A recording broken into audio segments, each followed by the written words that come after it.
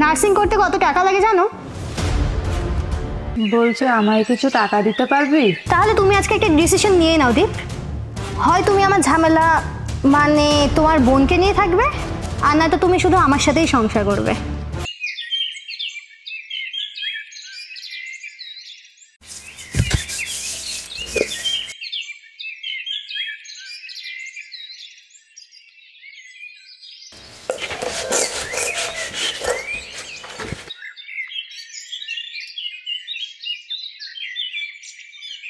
শোন না দাদা, বলছে আমায় কিছু টাকা দিতে পারবি? কেন, কি হবে? না, এই মাসে না স্যারের মাইনাটা দেওয়া হয়নি। আসলে সময় মতো মাইনা দিতে না পারলে স্যার সবার সামনে খুব অপমান করবে, আর বলেছে ব্যাচে ঢুকতে দেবে না। ঠিক আছে, চিন্তা করিস না, আমি দেখছি।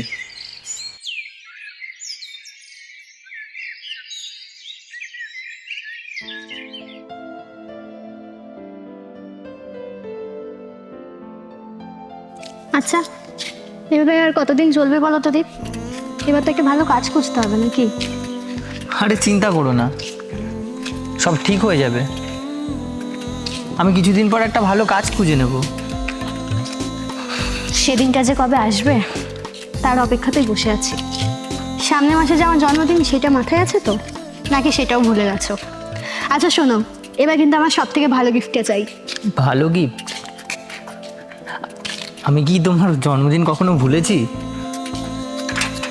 এবার হয়তো তোমার ভালো গিফট দিতে পারবো না।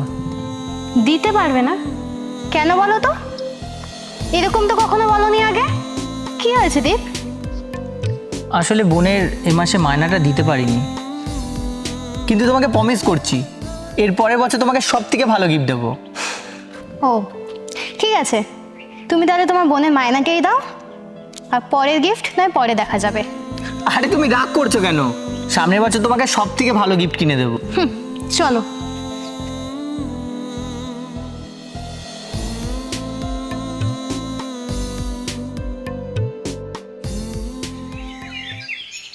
বোন, বোন, কই গেলি? হ্যাঁ বল, ধর। কি আছে তো? মাংস? হ্যাঁ দাদা, তুই আবার মাংস এনেছিস? তোকে না বললাম সকালে আমার মাইনাটা দিতে হবে। আর এদিকে ঘরে চাল ফুরিয়ে এসছে। তুই জানিস মাংস রান্না করতে কত কিছু লাগে? আরে তুই চিন্তা করিস না, সব ঠিক হয়ে যাবে। আমি আছি তো। ভালো করে রান্না কর, আজকে রাতে জমিয়ে খাবো। ঠিক আছে চল।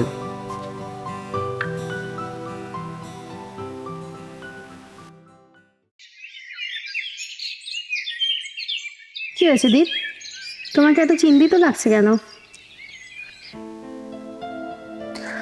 তেমন কিছু না, জানো মনে হচ্ছে কাজটা বেশি দিন থাকবে না। ভাবছি একটা ব্যবসা খুলবো। ব্যবসা? তা কিসের ব্যবসা করবে শুনি? আর ব্যবসা করতে কত টাকা লাগে তুমি জানো? আর ওই শিবুরা আছে না, আমাকে একটা ব্যবসার প্ল্যান দিল। প্রথমে 10,000 টাকা খরচ করতে হবে, পরে চাইলে আমি টাকা বাড়াতেও পারি। আচ্ছা, তা ওই টাকাটাই বা কোথা থেকে পাবে শুনি? সেটাই ভাবছি। বুঝেছি, সেটা জোগাড় করার ক্ষমতাও তোমার নেই, সেটাও আমারই দেখতে হবে। এই নাও দীপ, এইটা রাখো। আশা করি এইটা বিক্রি করলে তোমার ব্যবসায় যা লাগবে তার থেকে বেশি টাকা উঠে আসবে। না না না, লাগবে না। লাগবে না? আরে সেই তো অন্য কারোর কাছে গিয়ে হাত পাততে হবে তোমার। তার থেকে ভালো না আমি দিচ্ছি। বিয়ের পর না এর থেকে ভালো কিছু তুমি আমায় বানিয়ে দিও।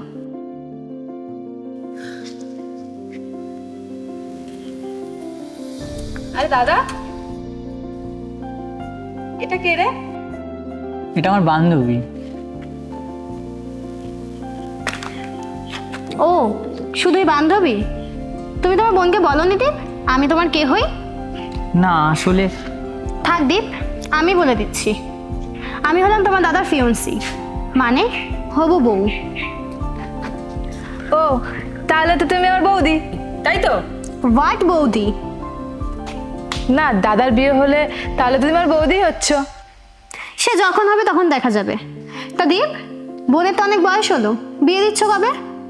আরে ওর সবেই 17 পার হলো। আর জানো, ওর খুব ইচ্ছে বড় হয়ে নার্স হবে। নার্স? নার্সিং করতে কত টাকা লাগে জানো? সেসব টাকা কোথা থেকে পাবে শুনি?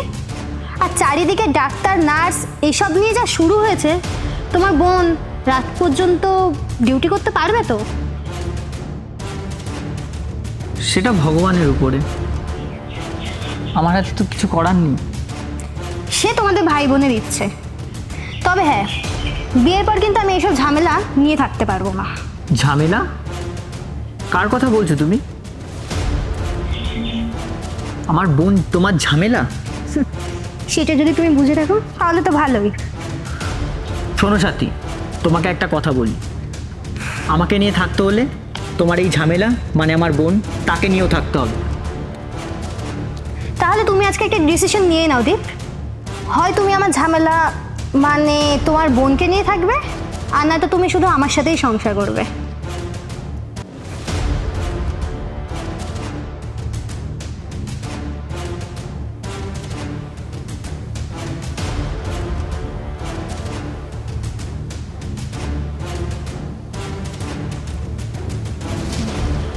শোনো সাথী, তোমাকে একটা কথা বলি, আমি আমার বোনকে কখনোই ছাড়তে পারবো না। আর রইল তোমার সাথে সংসার করার কথা, আজ থেকে আমাদের সব সম্পর্ক শেষ। ভালো থেকো।